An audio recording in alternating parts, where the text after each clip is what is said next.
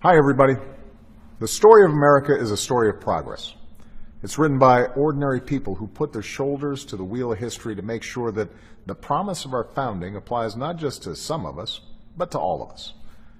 Farmers and blacksmiths who chose revolution over tyranny. Immigrants who crossed oceans and the Rio Grande. Women who reached for the ballot, and scientists who shot for the moon.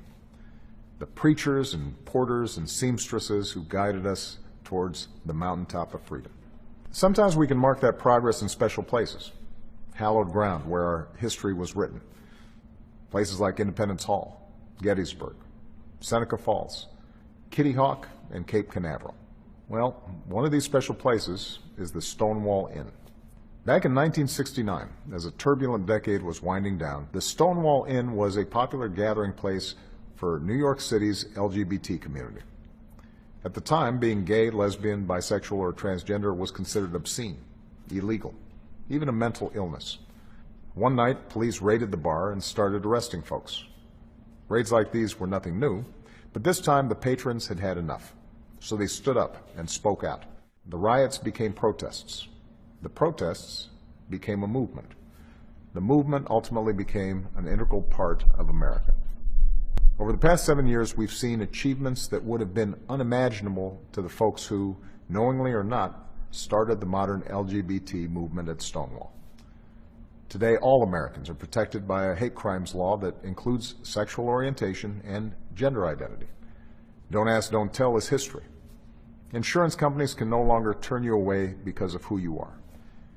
Transgender Americans are more visible than ever, helping to make our nation more inclusive and welcoming for all. And 1 year ago, this weekend, we lit the White House in every color. Because in every state in America, you're now free to marry the person you love. There's still work to do.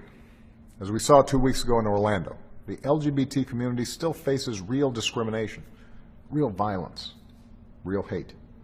So we can't rest. We got to keep pushing for equality and acceptance and tolerance. But the arc of our history is clear. It's an arc of progress. And a lot of that progress can be traced back to Stonewall. So this week, I'm designating the Stonewall National Monument as the newest addition to America's national park system. Stonewall will be our first national monument to tell the story of the struggle for LGBT rights. I believe our national park should reflect the full story of our country, the richness and diversity and uniquely American spirit that has always defined us, that we are stronger together, that out of many, we are one. That's what makes us the greatest nation on earth, and it's what we celebrate at Stonewall, for our generation and for all those who come after us.